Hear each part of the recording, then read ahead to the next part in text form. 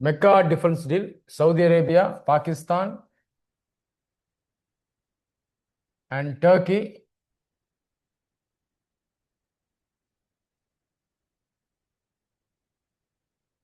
enter into a security alliance. Note பண்ணுங்க.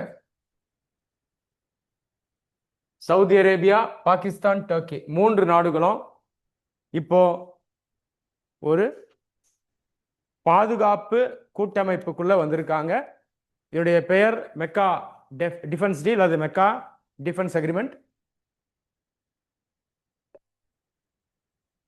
இதோடைய சிக்னிஃபிகன்ஸை நம்ம சப்ஜெக்ட் பாயிண்ட் ஆஃப் வியூல இருந்து படிக்கணும். ஜியோ பொலிட்டிக்கலா பார்த்தோம்னா இந்த நாடுகள் எந்த பகுதியில் இருக்கு? வெஸ்ட் ஏஷியா இல்லையா?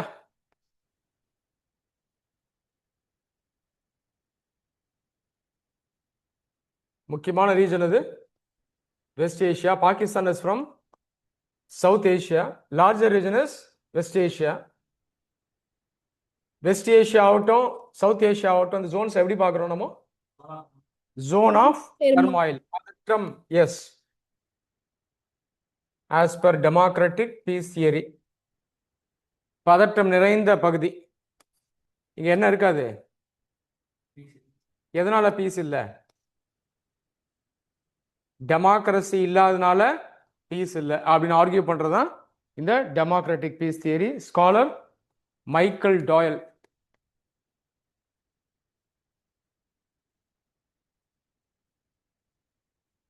ஸோ தற்போது இருக்கக்கூடிய நிலையை நம்ம ஃபர்ஸ்ட் பார்த்துருவோம், தியரிஸை வச்சு, கீ கான்செப்ட்ஸை வச்சு. சரியா? சரி, அப்போ ஜோன் ஆஃப் டர்மைலா இருக்கு, பதற்றம் நிறைந்த பகுதியா இருக்கு அப்படின்னா கோஆபரேஷன் அதிகமா இருக்குமா, கான்ஃபிளிக்டிங் அதிகமா இருக்குமா? கான்ஃபிளிக்ட் தான் இருக்கும். அது எந்த தியரி சொல்லுது? Realist theory. இப்போ வெஸ்ட் ஏஷியா போன்ற பகுதிகளில் நம்ம ரியலிசம் தான் மெயினா பார்க்க முடியும். நேஷனல் இன்ட்ரெஸ்ட், பவர், இதற்கு முக்கியத்துவம் கொடுக்கப்படும் இல்லையா? Scholar Hans Morgenthau in paper 1.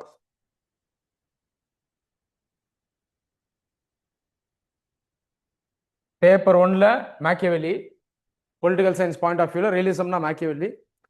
ஸ்பெசிஃபிக்கா ஐஆர்னு வரும்போது ஸ்காலர் ஹன்ஸ் மார்கன்தியூ. அப்போ இந்த ரீஜனையே நான் ரியலிஸ்ட் பாராடைம்ல தானே பார்க்குறேன்.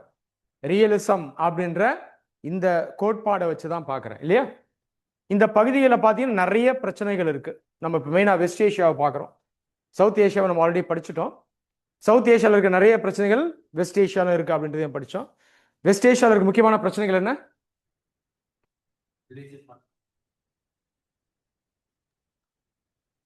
என்ன ப்ராப்ளம்ஸ் இங்க இருக்கு? ரிலீஜியஸ் ஃபண்டமெண்டலிசம், அப்புறம் எக்ஸ்ட்ரீமிசம், அப்புறம் செக்டேரியனிசம் இருக்கா? எந்த 2 செக்ட்ஸ்? சுனி வெர்சஸ் ஷியா, இதெல்லாம் இருக்குங்களாங்க? am I right? இத பத்தி ஏதாவது ஸ்காலர் ஆல்ரெடி பேசியிருக்காங்களா? சாமுவேல் ஹண்டிங்டன் ஞாபகம் இருக்கா? Clash of civilisation.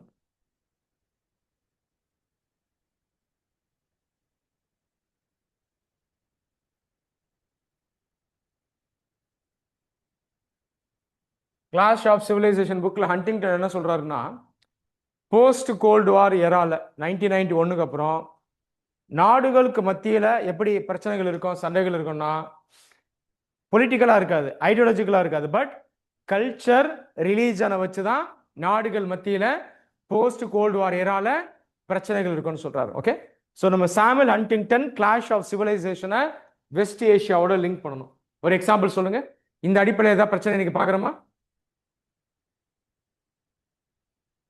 Clash of civilisation, கலாச்சாரத்தை மையமா வச்சு நாடுகள் மத்தியில் பிளவு இருக்கும், பிரச்சனை இருக்கும். சொல்லுங்க சார். ஈரான் வார் இப்ப நடக்கலையா? ஈரான் வர்சஸ் இஸ்ரேல் இல்லையா? இன்னொரு பக்கம் Iran versus gulf Arab state. கரெக்டா? கல்ச்சர் ஒரு ஃபேக்டரா இருக்கா? am I right? இன்னொரு பக்கம் இஸ்ரேல் வர்சஸ் பாலஸ்டைன் இல்லையா? இது எல்லாத்தையுமே நம்ம கிளாஷ் ஆஃப் சிவிலைசேஷன்ஸா பார்க்கிறோம். கரெக்டுங்களா? இன்னொரு பக்கம் இந்த வெஸ்ட் ஏஷியன் கண்ட்ரிஸ் நிறைய நாடுகள் யாருடைய ஏகாதிபத்தியத்து கீழே இருக்கு? வெஸ்டர்ன் பவர்ஸ் ஏகாதிபத்தியத்து கீழே இருக்கா? மெயினா யூஎஸ் கீழே இருக்கா? US, UK, France. இன்னொரு பக்கம் ரஷ்யா, சைனா. கரெக்டா? ஏன் இப்படி இருக்காங்க? எதனால இவங்களுடைய கண்ட்ரோல்ல இருக்காங்க?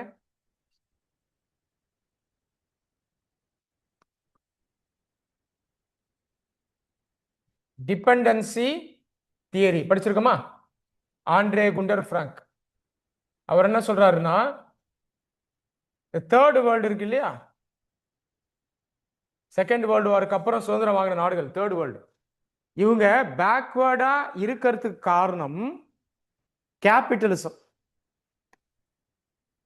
இந்த கேபிட்டலிஸ்ட் சிஸ்டம் கீழே என்ன ஆகுதுன்னா இந்த தேர்ட் வேர்ல்டு கண்ட்ரிஸ் டிபெண்டன்ட்டா ஆயிடுறாங்க.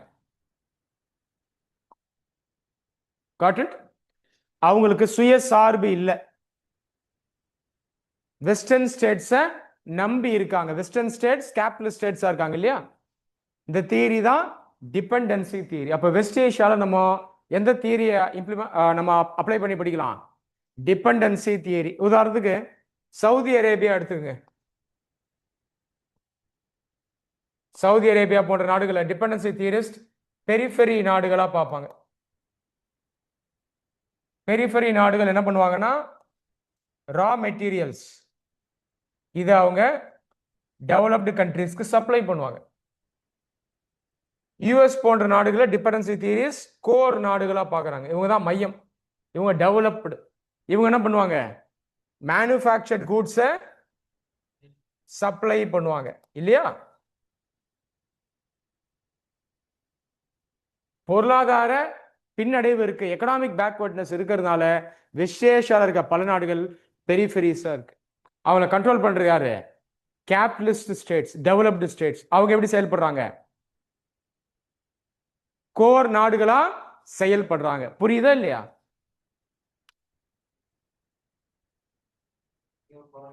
சார் சொல்லுங்க. Sir பெரிஃபெரிஸ்னா sir? பெரிஃபெரி அப்படிங்கிறது டிபெண்டன்சிக்கு தியரி கீழே டெவலப்பிங் கண்ட்ரிஸ். சரியா? எக்கனாமிக்கா இவங்க டெவலப்டா இருக்க மாட்டாங்க, டெவலப்பிங் கேட்டகரி வருவாங்க, பின்தங்கி இருப்பாங்க. இந்த நாடுகளில் டெக்னாலஜிக்கல் பேக்வர்ட்னஸ் இருக்கும். சரியா? அப்போ இவங்க டெவலப்டு ஸ்டேட்ஸ் தான் நம்பி இருக்கணும் டெக்னாலஜிக்கு, ஃபினிஷ்டு ப்ராடக்ட்ஸ்க்கு. Okay sir. Thank you sir. இப்போ டிபெண்டன்சி தியரி இந்தியாவுமே எப்படி தான் பார்க்கும்? பெரிஃபெரி நாடாக பார்க்கும் இல்லையா?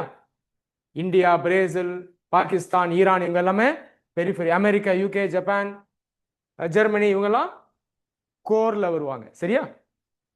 ஸோ இதுதான் வெஸ்ட் ஏஷியாவுடைய தற்போதைய நிலை. ஏதாவது டவுட்ஸ் இருக்கா?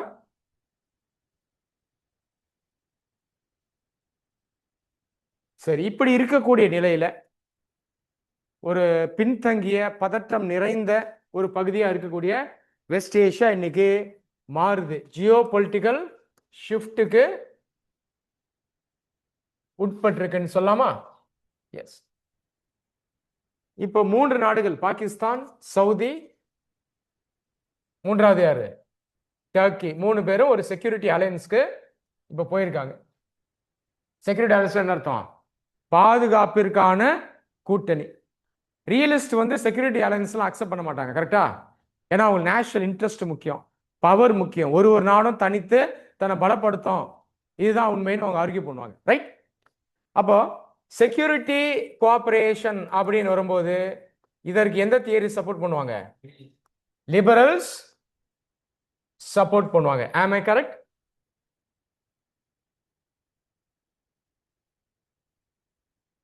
Liberals support security cooperation between states, while realists view national interest as the dominant concept. இல்லையா? இங்க நம்ம ஒரு கீ கான்செப்ட் தெரிஞ்சுக்கணும். அதுதான் கலெக்டிவ் செக்யூரிட்டி,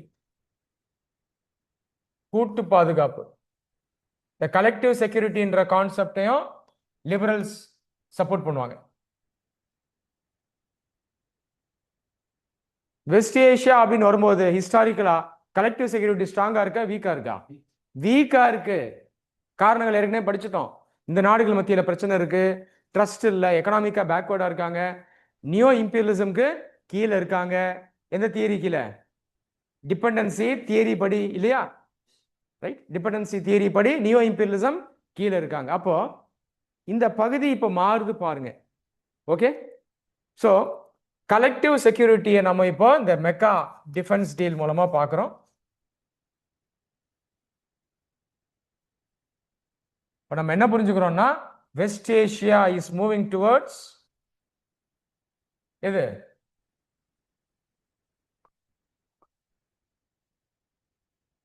ஐடியலிசம், லிபரலிசம் ரெண்டும் ஒன்று தான். ஜெனரலாக லிபரலிசம்ன்ற டேர்ம் யூஸ் பண்ணுங்க, லிபரல்ஸ் அப்படின்றது யூஸ் பண்ணுங்க. ஓகே, எதை நோக்கி போறாங்க இப்போ? Yes yes yes yes, liberalism நோக்கி போகுது. இது ஒரு முக்கியமான geopolitical shift.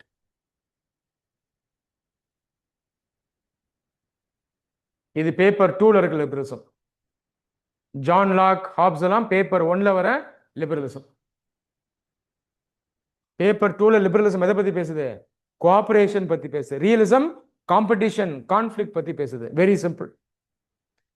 International organisation யார் சப்போர்ட் பண்ணுவா? லிபரல்ஸ். ஆர்கனைசேஷனால பிரயோஜனம் இல்லைன்னு யார் சொல்வா? ரியலிஸ்ட். சரி, இப்போ பாகிஸ்தான் வராங்க பாத்தீங்களா உள்ள? பாகிஸ்தான் எந்த ரீஜன்ல இருந்து வராங்க? South Asia. சவுத் ஏஷியால இருந்து வராங்களா? பாகிஸ்தான் பொறுத்த வரைக்கும் அவங்களுக்கு வெஸ்ட் ஏஷியாவோட உறவு இருக்கு.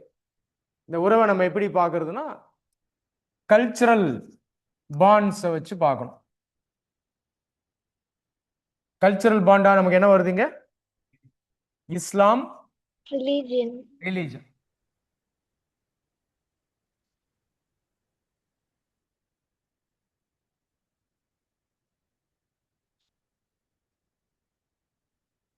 கல்ச்சரல் பாண்ட், இதை எந்த கான்செப்ட் கீழே புரிஞ்சுக்கணும்னா சாஃப்ட் பவர்.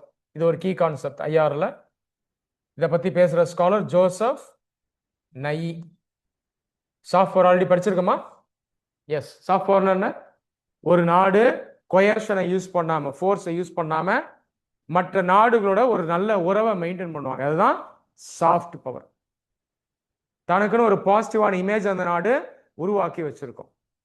ஓகே, அப்படி பார்க்கும்போது பாகிஸ்தானுக்கு வெஸ்ட் ஏஷியாவோட ஒரு நல்ல உறவு இருக்கு. இந்த வெஸ்ட் ஏஷியாவில் ஒரு கல்ச்சரல் ஆர்கனைசேஷன் இருக்கு, OIC, organisation of Islamic cooperation.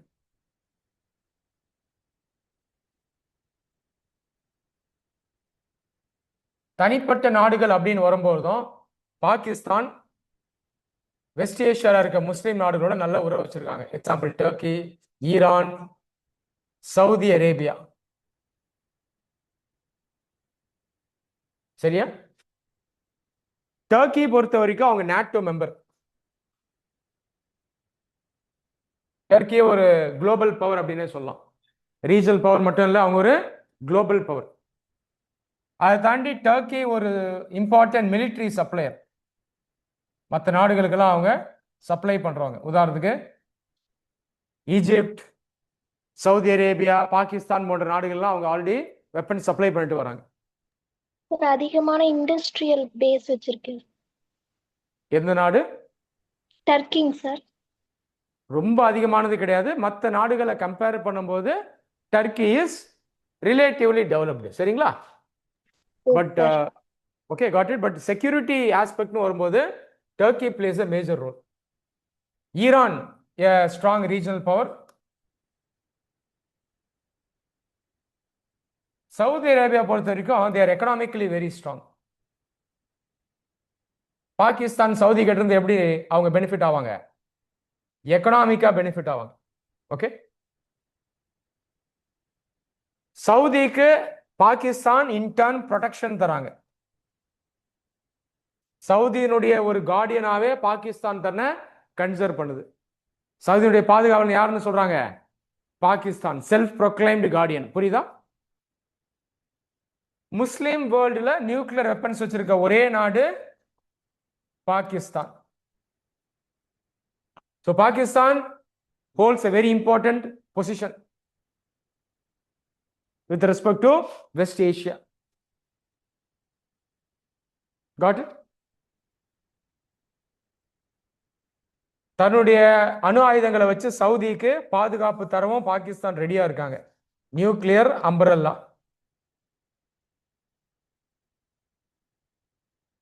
ரீசெண்டா யுஎஸ் ஈரான் கான்ஃபிளிக்ட்ல பாகிஸ்தான் மீடியேஷனும் பண்ணியிருந்தாங்க. இப்போ நம்ம என்ன புரிஞ்சுக்கணும்னா, பாகிஸ்தானுடைய ஹெஜிமோனி ஸ்ட்ராங் ஆகிட்டே வருது. ஹெஜிமோனி என்ன? இன்ஃப்ளூயன்ஸ். தமிழ் ஆதிக்கம். Scholar Gramsci. சரிங்களா?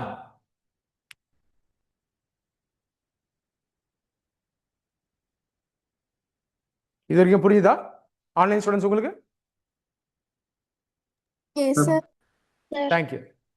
சரி, ஏன் இந்த அலையன்ஸ்க்கு இப்படி ஒரு திடீர் முயற்சி, ஏன் வேகமாக சைன் பண்ணியிருக்காங்க, அவங்க வந்து ஒன்று சேர்ந்திருக்காங்க அப்படின்னா சில இமீடியட் ரீசன் இருக்கு. அதற்கு முக்கிய காரணம் இந்த ஈரான் கிரைசிஸ். நம்ம ஏற்கனவே படிச்சிருக்கோம், வெஸ்ட் ஏஷியாவில் இருக்க நிறைய கல்ஃப் அரப் ஸ்டேட்ஸ்க்கு ஈரான் எதிரியா இருக்காங்க அப்படின்னு படிச்சிருக்கோமா? ஏன்னா இவங்க யூஎஸோட அலைன் ஆயிருக்காங்க. கரெக்டா? அதனால இப்போ இந்த அரபு நாடுகளுக்கு ஈரானை பார்த்து ஒரு பயம் இருக்கு. ஓகே, இப்போ யுக்ரைன் ரஷ்யா வார ஒரு எக்ஸாம்பிளா சொல்லலாம். 5 வருஷத்துக்கு முன்னாடி யுக்ரைன் ரஷ்யா வார் ஸ்டார்ட் ஆச்சு. யுக்ரைனை ரஷ்யா அட்டாக் பண்ணாங்க இல்லையா? தொடர்ந்து பண்ணிட்டு இருக்காங்க. இந்த சண்டையை பார்த்து பக்கத்தில் இருக்க யூரோப்பியன் ஸ்டேட்ஸ்லாம் பயப்படுறாங்க. உதாரணத்துக்கு ஸ்வீடன், ஃபின்லாந்து, இவங்கெல்லாம் பயந்து என்ன பண்ணாங்கன்னா நேட்டோவில் போய் ஜாயின் பண்ணிட்டாங்க. புரியுதா? அப்போ ஒரு பெரிய நாடு இருக்கு, எதிரி நாடு இருக்கு, தன்னை ஃபியூச்சரில் அந்த நாடு அட்டாக் பண்ணும் அப்படிங்கிற பயம் இருக்கும் பொழுது நாடுகள் என்ன பண்ணுவாங்கன்னா தன்னுடைய செக்யூரிட்டியை மேக்சிமைஸ் பண்ணுவாங்க. புரியுதா? அப்போ செக்யூரிட்டி மேக்சிமைசேஷன் எப்படி நடக்கும் அப்படின்னா, கலெக்டிவ் செக்யூரிட்டி அலையன்சஸ் ஏதாவது இருக்கு அப்படின்னா அதில் அவங்க போய் ஜாயின் பண்ணிப்பாங்க. இங்கே ஃபின்லாண்டும் ஸ்வீடனும் எதில் சேர்ந்தாங்க? நேட்டோவில் சேர்ந்துருக்காங்க. சவுதி, டர்க்கி, பாகிஸ்தான் எல்லாம் இப்போ ஒரு கலெக்டிவ் செக்யூரிட்டி அலையன்ஸை உருவாக்கி இருக்காங்க. எல்லாருக்கும் புரியுதா? தியரிஸை வச்சு, கீ கான்செப்ட்ஸை வச்சு, ஓவரால் சப்ஜெக்ட் நாலேஜை வச்சு நம்ம கரண்ட் அஃபேர்ஸை புரிஞ்சுக்கணும்.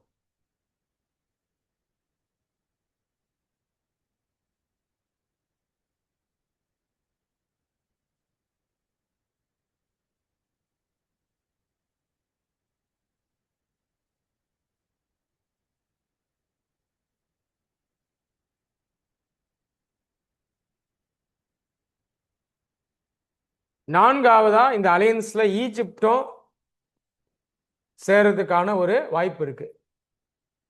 Egypt is a Muslim state. இவங்க எங்க இருக்காங்க? வெஸ்ட் ஏஷியாவில், ஆப்பிரிக்காவில் இருக்காங்க.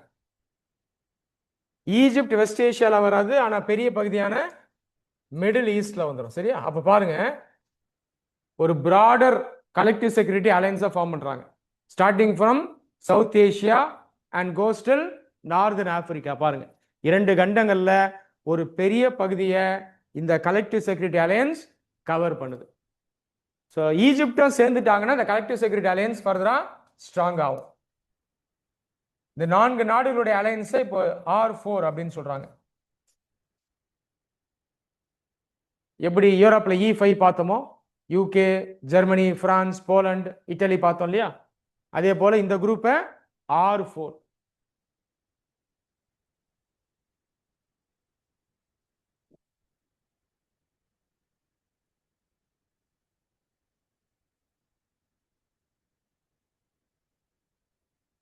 ஆனா ஈஜிப்ட் ஒரு விஷயத்த ரொம்ப கிளியரா சொல்லியிருக்காங்க, செக்யூரிட்டி அலையன்ஸ்ல சேருவேன், மெக்கா டீல்ல சேர்றேன், but I am not against Iran அப்படின்றது தெளிவா சொல்றாங்க.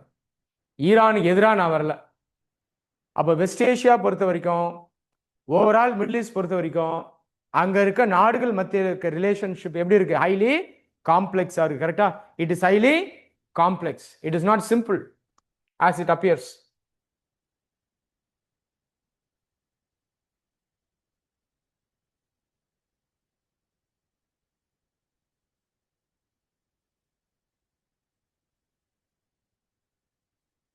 இது வரைக்கும் சொல்லி தந்தது புரியுதா? நெக்ஸ்ட் இந்தியாஸ் பெர்ஸ்பெக்டிவ்ல இருந்து பார்த்துடலாம்.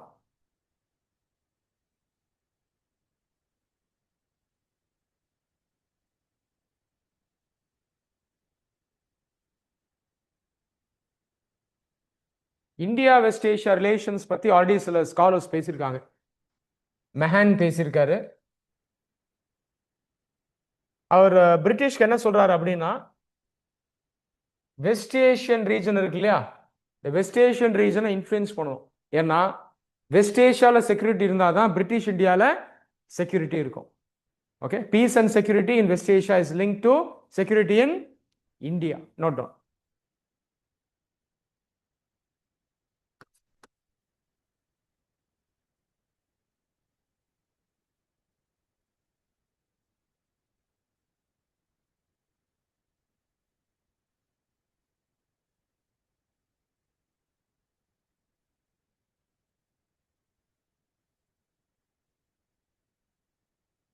ஸோ சில ஸ்காலர்ஸுடைய வியூவை வச்சு நம்ம பைலேட்ரல் ரிலேஷன்ஸை பெட்டரா புரிஞ்சுக்கலாம். அடுத்து former PM, India's first PM Nehruji, அவர் என்ன சொல்றாருன்னா, ஈரான் இந்தியா ரிலேஷன்ஷிப்பை அவர் வர்ணிக்கிறார்.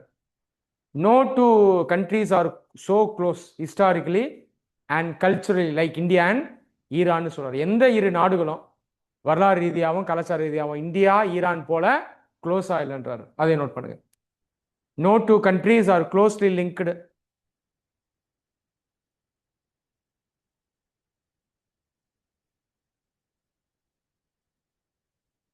No two countries are closely linked historically and culturally like Iran and India.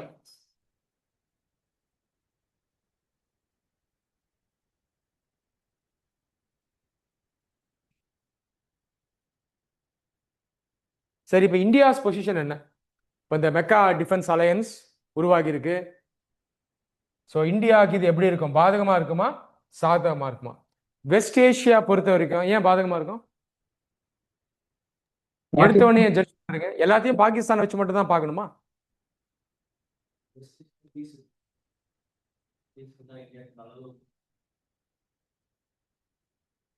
West ஏஷியாவில் இதனால பீஸ் வருமா சார்?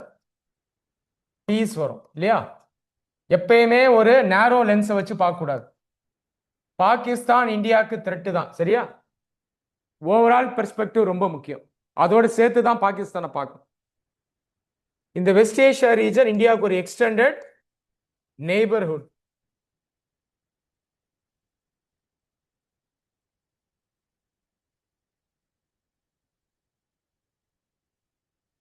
எக்ஸ்டெண்டட் நெய்பர்ஹுட்னா ஒரு பகுதி அல்லது ஒரு நாடு இந்தியாவோட டைரக்டா பார்டர் ஷேர் பண்ணாது, பட் தூரத்தில் இருப்பாங்க. ரிலேஷன்ஷிப் பொறுத்த வரைக்கும் இந்தியாவோட ஒரு நல்ல ரிலேஷன்ஷிப் வச்சிருப்பாங்க. இவங்க தான் எக்ஸ்டெண்டட் நெய்பர்ஹுட். அப்போ இந்த எக்ஸ்டெண்டட் நெய்பர்ஹுட் ஒரு ஜோன் ஆஃப் பீஸா மாறுறதுக்கு வாய்ப்பு இருக்கா? ஃபியூச்சர்ல வாய்ப்பு இருக்கா? இருக்கு. ஆனா டெமோக்ரஸி பீஸ் தியரி, டெமோக்ரஸி வந்தாதான் ஜோன் ஆஃப் பீஸா மாறும்னு சொல்லுது. இந்த நாடுகள் டெமோக்ரஸி கிடையாது. ஆனாலும் ஜோன் ஆஃப் பீஸா மாறக்கூடிய வாய்ப்பு இருக்கா? இருக்கு. எப்படி இருக்கு? கலெக்டிவ் செக்யூரிட்டி மூலமா இருக்கா?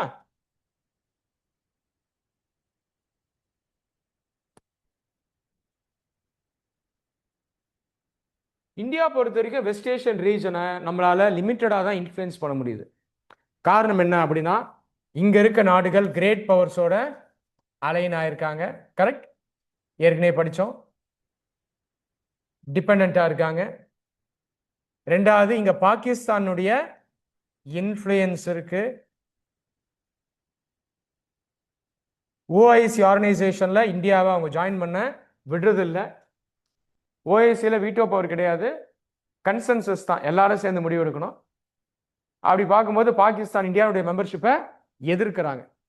அப்போ முஸ்லீம் வேர்ல்டில் இந்தியாவுக்கு சாஃப்ட் பவர் இருந்தாலும் நம்மளை விட யாருக்கு சாஃப்ட் பவர் அட்வான்டேஜ் அதிகமாக இருக்கு? பாகிஸ்தானுக்கு இருக்கு. நான் சொல்றது புரியுதா? மூன்றாவது, இந்த ரீஜன்ல சைனீஸ்னுடைய இன்ஃப்ளூயன்ஸும் இருக்கு.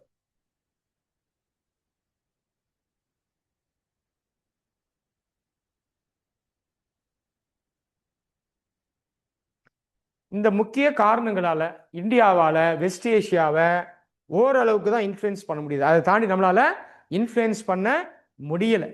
Okay, online students got it?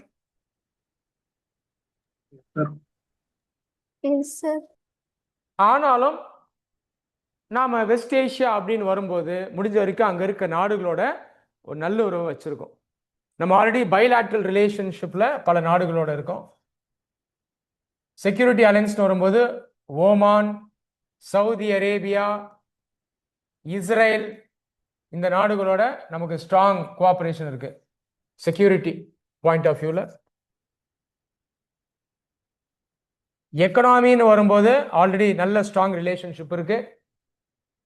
எக்கனாமியில் நம்ம மெயினாக பார்க்குற aspect energy security. India buys oil and gas from West Asia.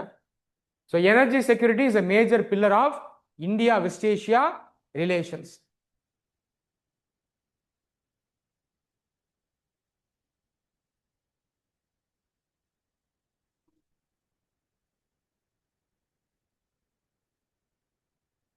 Two இயர்ஸ்க்கு முன்னாடி யூஏஇயோட நம்ம ஒரு எஃப்டிஏ சைன் பண்ணோம்.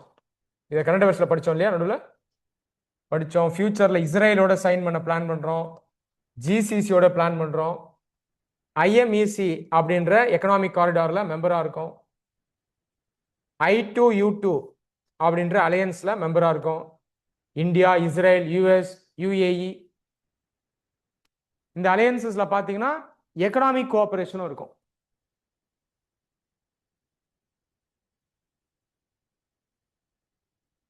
ஓகே, ஃபார்மர் அம்பாசிடர் திருமூர்த்தி அவர் ரீசெண்டாக தன்னுடைய கருத்துக்களை சொல்லியிருந்தாரு. மாதிரி எக்ஸ்பர்ட் வியூஸை நம்ம பிஎஸ்ஏஆரில் நோட் பண்ணி வைக்கணும். எஸ், அவர் என்ன சொல்றாருன்னா, இந்த மாதிரி நிறைய சேலஞ்சஸ் இருக்கிறதுனால வெஸ்ட் ஏஷியா பொறுத்த வரைக்கும் இந்தியாவுக்கு ஒரு பேலன்ஸ்டு ரீஜனல் ஸ்ட்ராட்டஜி வேணும்னு சொல்றாரு. நோட் பண்ணுங்க. பேலன்ஸ்டு என்ன சொல்ல வர்றாருன்னா, பைலாட்டரல் ரிலேஷன் மட்டும் நமக்கு பத்தாது, நாட் இனஃப். ஓகேவா? முடிஞ்ச வரைக்கும் நிறைய நாடுகளை இந்த ஃப்ரேம் ஒர்க்குள்ள கொண்டு வரணும், ஷேர்ட் இன்ட்ரெஸ்ட்டை வச்சு, கோல்ஸை வச்சு, சேலஞ்சஸ் வச்சு அப்படின்னு அவர் சொல்றார். பேலன்ஸ் ரீஜனல் ஸ்ட்ராட்டஜி எதை பேஸ் பண்ணியிருக்கணும்? நம்முடைய ஸ்ட்ராட்டஜிக் அட்டானமியை பேஸ் பண்ணியிருக்கணும். ஸ்ட்ராட்டஜி அட்டானமி படிச்சோமா? எஸ். நமக்கு ஃபாரின் பாலிசியில் இண்டிபெண்டன்ஸ் இருக்கணும், நமக்கு கன்ஸ்ட்ரெயின்ஸ் இருக்கக்கூடாது. உதாரணத்துக்கு அமெரிக்கா இந்தியா மேலே கன்ஸ்ட்ரெயின்ஸ் இருக்கிறாங்களா? ஈரான் வரும்போது அந்த மாதிரிலாம் இருக்கக்கூடாதுன்னு சொல்றாரு. ஸ்ட்ராட்டஜிக் அட்டானமி இருக்கணும் நமக்கு. அதோட சேர்த்து என்ன சொல்றாருன்னா, India should go for multi alignment.